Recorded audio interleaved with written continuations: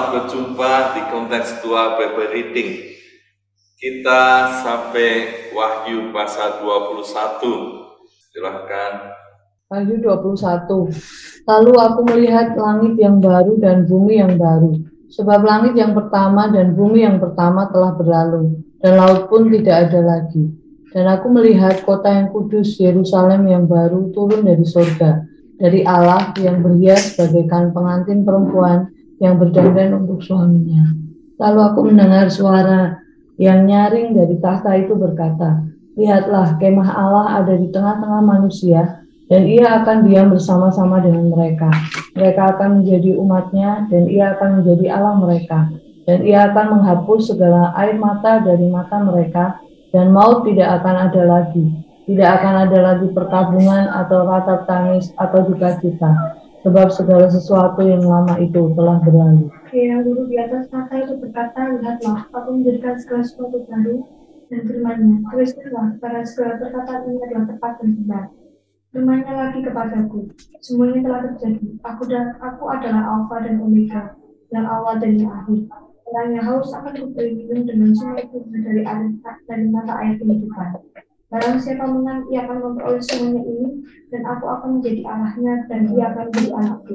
Tetapi orang-orang penakut, orang-orang yang tidak percaya, orang-orang kecil, orang-orang pembunuh, orang-orang sundal, tukang-tukang sihir, penyembah-penyembah berhala, dan semua pendusta, mereka akan mendapat bagian mereka di dalam lautan yang menyala-nyala oleh api dan belerang. Inilah kematian yang kedua." Maka datanglah seorang dari ketujuh malaikat yang memegang ketujuh cawan, yang penuh dengan ketujuh malapetaka terakhir itu, lalu ia berkata kepadaku, katanya, "Marilah ke sini, untuk menunjukkan kepadamu pengantin perempuan mempelai anak domba." Lalu di dalam roh, ia membawa aku ke atas sebuah gunung yang besar lalu tinggi, dan ia menunjukkan kepadaku kota yang kudus itu, Yerusalem turun dari surga dari Allah. Kota itu penuh dengan kemuliaan Allah, dan cahayanya sama seperti permata yang paling indah, bagaikan permata yaspis, jernih seperti kristal, dan temboknya besar lagi tinggi, dan pintu gerbangnya 12 buah, dan di atas pintu-pintu gerbang itu ada 12 malaikat, dan di atasnya tertulis nama ke-12 suku Israel. Di sebelah timur terdapat 3 pintu gerbang, dan di sebelah utara 3 pintu gerbang, dan di sebelah selatan 3 pintu gerbang, dan di sebelah barat 3 pintu gerbang. Dan tembok kota itu mempunyai 12 batu dasar, dan di atasnya tertulis ke-12 nama ke-12 rasul anak domba itu. Dan ia yang berkata-kata dengan aku yang mempunyai suatu tongkat pengukur dari emas untuk mengukur kota itu, serta pintu-pintu gerbangnya dan temboknya. Kota itu bentuknya 4 persegi, panjangnya sama dengan lebarnya, dan ia mengukur kota itu dengan tongkat itu 12.000 stadia, panjangnya dan lebarnya dan tingginya sama. Lalu ia mengukur temboknya 144 hasta menurut ukuran manusia, yang adalah juga ukuran malaikat. Tembok itu terbuat dari permata yaspis, dan kota itu sendiri dari emas tulen, bagaikan kaca murni.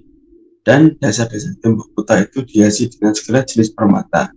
Dasar yang pertama batu yaspis, dasar yang kedua batu nilam, dasar yang ketiga batu mirah, dasar yang keempat batu samrud, dasar yang kelima batu enam, dasar yang keenam batu sardis, dasar yang ketujuh batu ratna cempaka, yang kedelapan batu beril, yang kesembilan batu krisolit, yang ke-10 batu krisopras, yang ke-11 batu laswardi, dan yang ke-12 batu kejuku.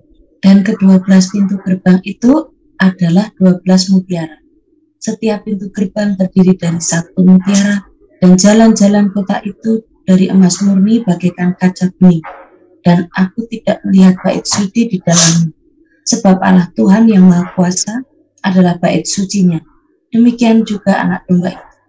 Dan kota itu tidak memerlukan matahari dan bulan untuk menyinari, sebab kemuliaan Allah meneranginya, dan anak domba itu adalah lampunya. Dan bangsa-bangsa akan berjalan di dalam cahayanya, dan raja-raja di bumi membawa kekayaan mereka kepadanya. Dan pintu-pintu gerbangnya tidak akan ditutup pada siang hari, sebab malam tidak akan ada lagi di sana. Dan kekayaan dan hormat bangsa-bangsa akan dibawa kepadanya. tetapi tidak akan masuk ke dalamnya sesuatu yang najis atau orang yang melakukan kekejian atau dusta, tetapi hanya mereka yang namanya tertulis di dalam kitab kehidupan anak domba itu. Ya, kita sampai Wahyu 21 dan ini menjadi satu jawaban yang pasti bahwa sering manusia bertanya bagaimana akhir dari semua yang ada di dunia ini. Bagaimana kesudahan bagi orang-orang yang percaya pada Yesus Kristus maupun yang jahat, yang berdosa, yang tidak percaya. Bagaimana akhirnya? Dan pertanyaan-pertanyaan yang membingungkan manusia, mana itu surga? Kalau masuk surga itu ada di mana? Dan bagaimana orang yang ada di surga? Maka Wahyu pasal 21 menjadi satu jawaban yang jelas, benar, tepat, dan pasti. Di ayat 1, Yohanes sudah melihat, aku melihat. Yohanes dapat penglihatan ini, yaitu langit yang baru dan bumi yang baru. Sebab langit yang pertama dan bumi yang pertama telah berlalu dan laut pun tidak ada lagi. Nah, di pasal 20 kita melihat ayat-ayat terakhir kemarin bagaimana iblis dan pengikutnya, nabi palsu, antikris dimasukkan lautan api yang menyala-nyala selama-lamanya. Karena mereka yang dihakimi muncul dari lautan maut. Dan di pasal 21 ditegaskan lautan sudah tidak ada lagi. Dan mereka ada untuk tempatnya iblis dan pengikutnya. Lalu di penglihatan Yohanes ini jelas ada langit baru dan bumi baru. Berarti di mana tempat orang yang percaya nanti? Jelas di langit baru dan bumi baru. Di ayat 2, Yohanes juga melihat kota yang kudus, Yerusalem baru, turun dari surga, dari Allah, berhiaskan bagaikan pengantin perempuan yang berdandan untuk suaminya. Dan ini Yerusalem baru, ini kota kudus dari Allah turun dari surga. Berarti Yerusalem baru nanti ada di langit baru dan bumi baru. Inilah tempatnya orang-orang yang percaya pada Yesus Kristus. Dan apa yang ada di Yerusalem baru, ayat 3 dan seterusnya kita bisa melihat bahwa Yohanes mendengar suara nyaring dari tahta itu berkata, lihatlah, kemah Allah ada tengah-tengah manusia. Mereka bersama-sama dengan Allah. Dan Allah Ia akan menjadi Allahnya dan mereka akan menjadi umatnya.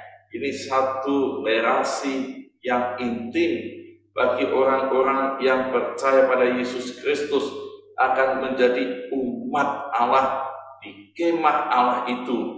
Dan dikatakan oleh Yohanes bahwa di ayat 7, barang siapa menang, ia akan memperoleh semuanya itu. Aku menjadi Allahnya dan ia akan menjadi anakku. Dan ini janji pengenapan jelas di Yohanes 1 ayat 12.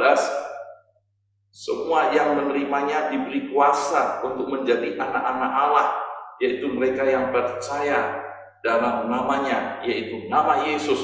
Dan ini akan nyata, diwujudkan nyata di Yerusalem baru. Mereka orang-orang percaya berkumpul bersama-sama menjadi umat Allah dan menjadi anak-anak Allah di dalam Yesus Kristus. Karena ditegaskan, akulah Alfa dan Omega, yang awal dan yang akhir. Orang yang haus, yang akan diberi minum dengan cuma-cuma dari mata air kehidupan itu.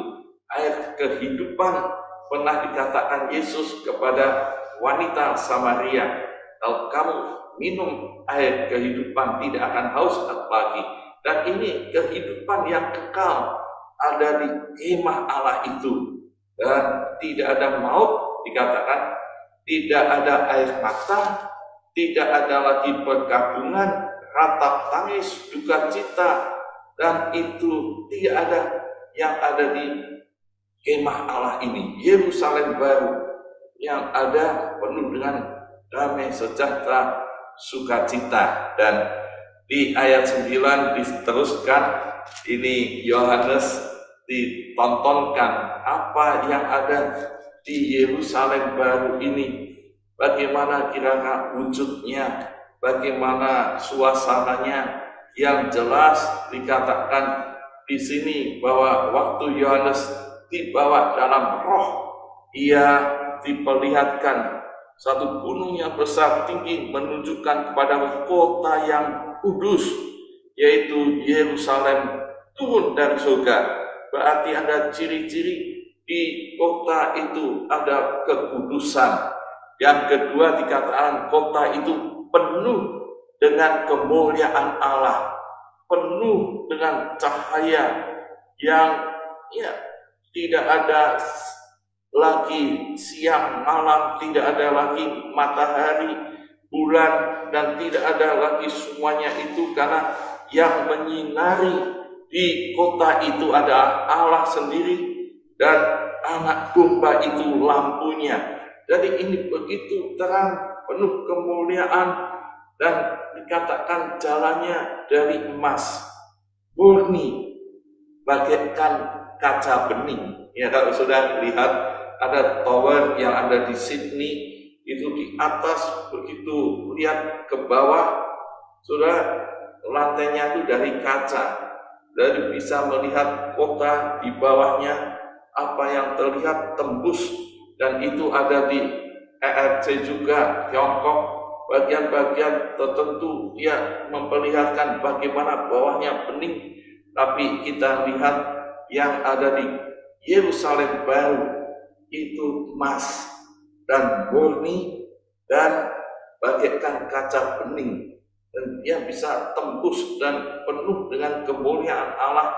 Dan tembok-temboknya emas murni dan semua dilapisi oleh permata, jenis permata yang indah-indah, mutiara ada di situ.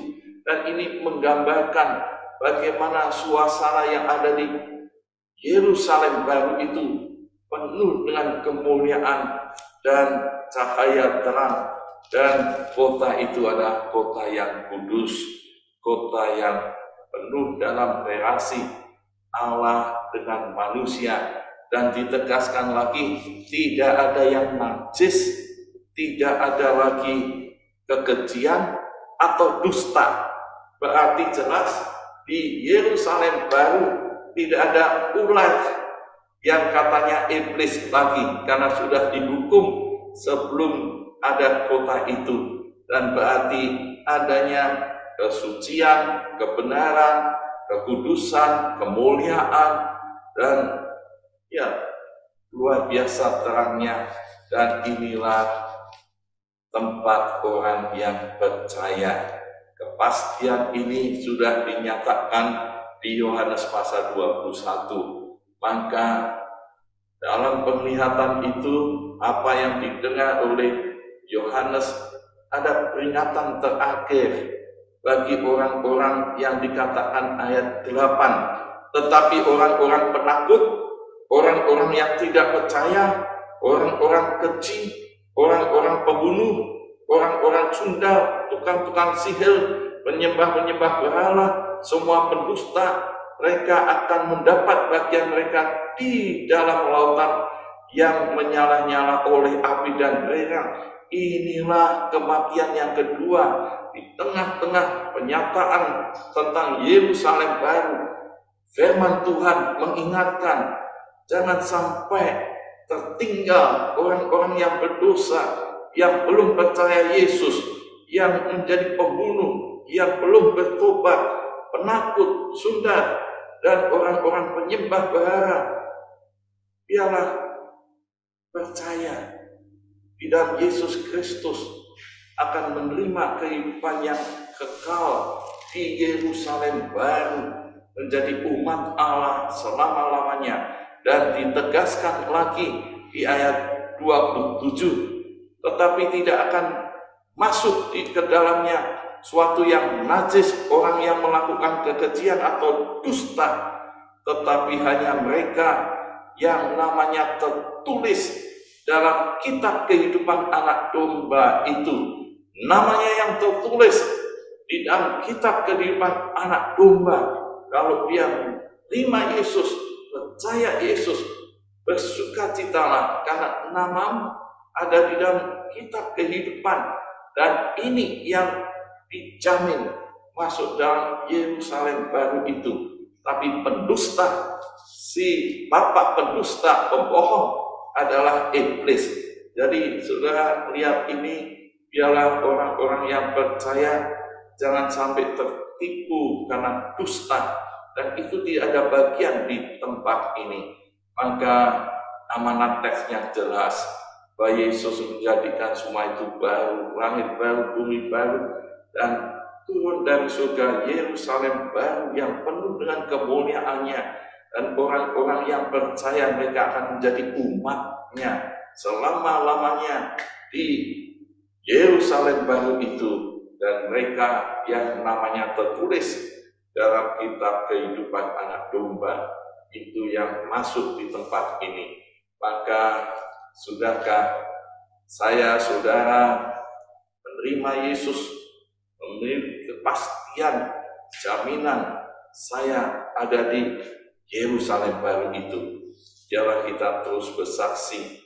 Banyak orang yang belum mengerti akhir dari semuanya ini. Kita beritahu dan ini pasti terjadi. Dan berbahagialah orang yang namanya ada di kitab kehidupan, karena dia masuk dalam kemuliaan bersama dengan Allah. Amin. Tuhan Yesus memberkati. Saudara, janji Tuhan tergenapi buat setiap kita yang terus percaya dan berharap pada Dia. Kita akan bersama-sama dengan Dia dalam Yerusalem yang baru. Kita akan ingat lagu ini, "O Yerusalem, kota mulia, hatiku rindu ke sana." Biarlah itu menjadi iman percaya kita pagi hari ini.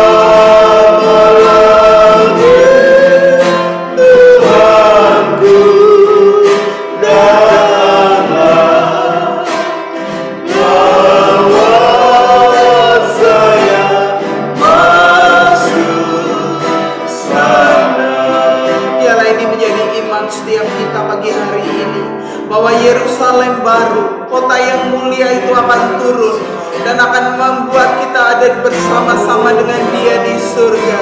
Kita percaya, mari kita bersyukur.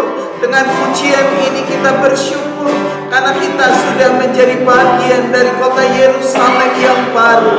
Mari kita bersama-sama dengan keluarga kita tetap beriman kepada Yesus, bahwa kita akan bersama-sama dengan Dia di kota Yerusalem yang baru.